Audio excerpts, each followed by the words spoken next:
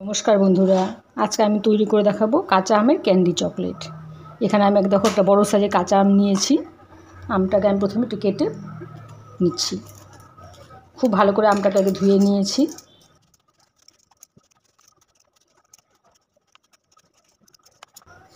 আমটাকে খুব ভালো করে ছুলে নিয়েছি। আগেই আমি ধুয়েছি, এখন আর ধোয়ার প্রয়োজন হবে না, কারণ বেশি জল থাকলে আমের ক্যান্ডিগুলো বেশি দিন টেকসই হবে না।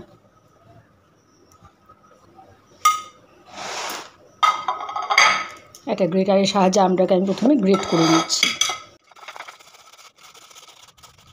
দেখো একদম মিহি গ্রেট হচ্ছে। পুরো আমটা আমি গ্রেট করে নিয়েছি। দেখো আম থেকে কিছুটা জলও বেরিয়েছে। এখানে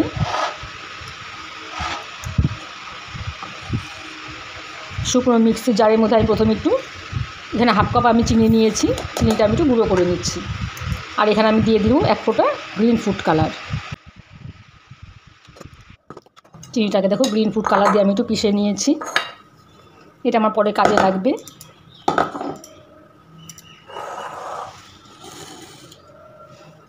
আর এখানে মিক্সি জারের মধ্যে আমি আমের পাল্পটাকে দিয়ে দিচ্ছি। এটাকে আবার একটু পেস্ট করে আনবো। আমটাকে দেখো একদম মিহি করে নিয়ে এসেছে, একদম মিহি হয়েছে। একটা ফ্রাই প্যান বসে পুরো আমের পাল্পটাকে আমি দিয়ে দিচ্ছি। এখানে দিয়ে দিচ্ছি আমি 1 কাপ চিনি। চিনিটা এখানে আমি আর হাফ কাপ দিয়ে দিচ্ছি। আমটা এমনিতে খুব একটা টক না, একটু টক মিষ্টি আমই আছে এটা। খুব বেশি টক আম হলে 2 কাপ একদম ভরে চিনি লাগবে।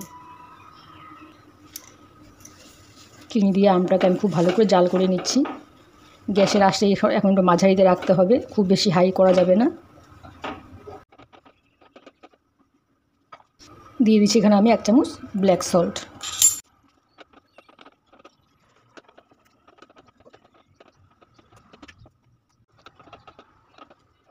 আমটাকে একটু সময় নিয়ে জাল দিতে হবে, যেন একটা আঠালো ভাব চলে আসে আমের মধ্যে।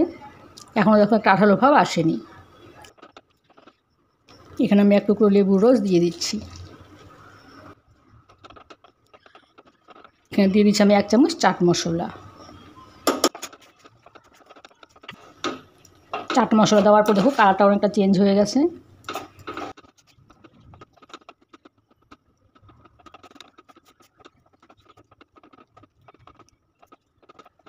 যতক্ষণ পর্যন্ত না চিনিটা ক্যারামেল হয়ে একটা আঠালো ভাব চলে আসে, ততক্ষণ এই আমটাকে জাল করতে হবে। দেখো এখন অনায়াসেই পড়ে যাচ্ছে, আর একটু সময় লাগবে।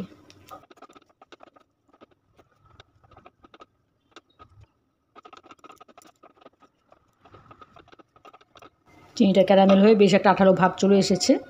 এই অবস্থা আমি গ্যাসের চুলাটা বন্ধ করে দিয়ে নামিয়ে নিচ্ছি। প্লেটের মধ্যে আমি অল্প তেল মাখিয়ে নিচ্ছি, সাদা তেল মাখিয়ে নিচ্ছি। এটা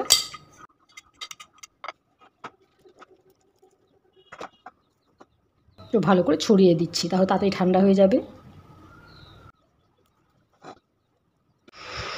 অনেকটাই দেখো শক্ত হয়ে গেছে। এখন এটাকে আমি একটু ক্যান্ডি করে নিচ্ছি।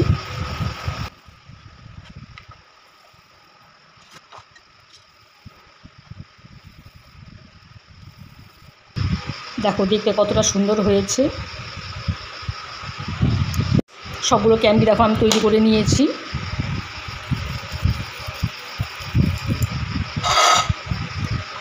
যে চিনিটাকে আমি ফুড কালার দিয়ে গ্রিন করে নিচ্ছিলাম, সেই কালারের মধ্যে আমি এগুলোকে একটু মিশিয়ে নিচ্ছি। মেশানোর আগে হাত দিয়ে আরেকটু সময় গোল করে নিতে হবে।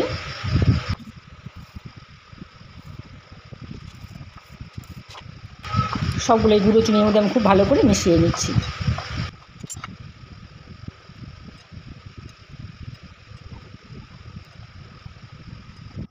আম ক্যান্ডিগুলো আমি রেডি করে নিয়েছি। দেখো কতটা সুন্দর হয়েছে। এভাবে তৈরি করে তোমরা 3-4 মাস ঘরের মধ্যে রেখে দিতে পারবে, রেখে খেতে পারবে।